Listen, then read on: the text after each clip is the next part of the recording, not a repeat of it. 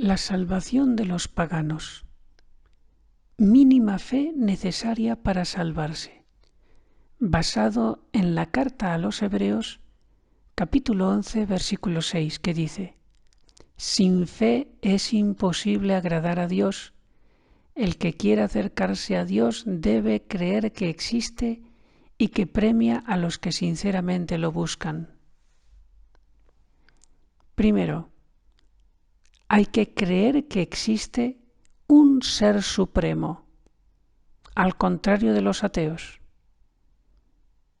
2. Creer que existe un ser trascendente, es decir, más allá de este mundo sensible. Esto es al contrario de los idólatras. 3. Es necesario creer que existe un Dios único, al contrario de los politeístas, por ejemplo, el hinduismo. Si entre todos los llamados dioses en una religión se reconoce a alguno como esencialmente superior a los demás, como Zeus en la mitología griega, cabría la posibilidad de salvar este punto teniendo a los demás dioses como una especie de espíritus o héroes superiores a los hombres sin ser estrictamente dioses. Aquí vale más la conciencia subjetiva que lo que enseñe esa falsa religión.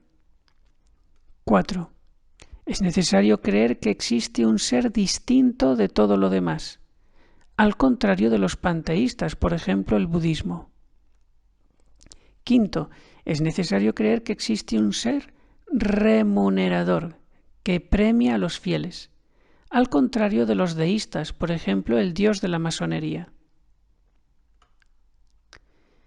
Si es necesaria la fe sobrenatural en cuanto al objeto, es decir, creer esto por revelación sobrenatural, podría salvarse un pagano que nunca oyó ni el Antiguo ni el Nuevo Testamento, si creyera que esos 5 puntos anteriores, por la revelación sobrenatural primitiva, desde tiempos de Adán transmitida por sus antepasados hasta él.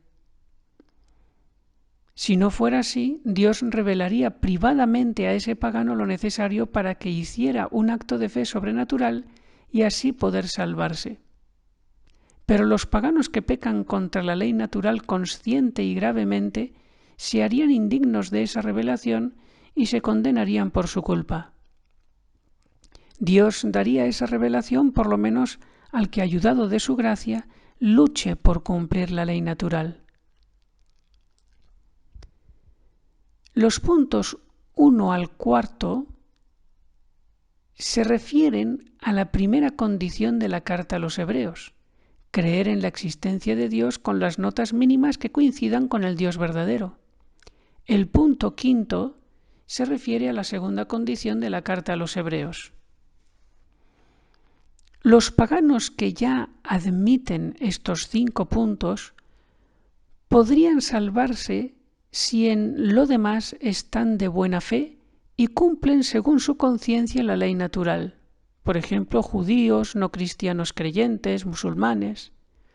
Los que practican una religión monoteísta falsa, no cristiana, no se salvan gracias al culto falso que practican, pues no es agradable a Dios, sino por la fe sobrenatural proveniente de la revelación primitiva o por una inspiración especial del Espíritu Santo.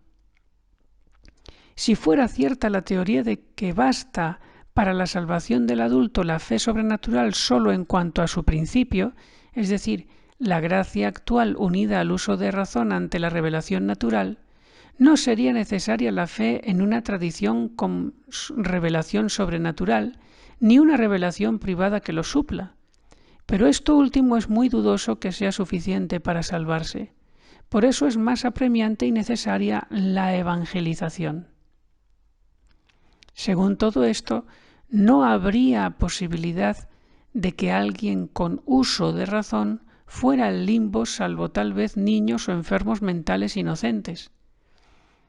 En otro estudio se verá el destino de estas almas que sin culpa mueren sin haber podido hacer un acto de fe, según el texto citado de la carta a los Hebreos.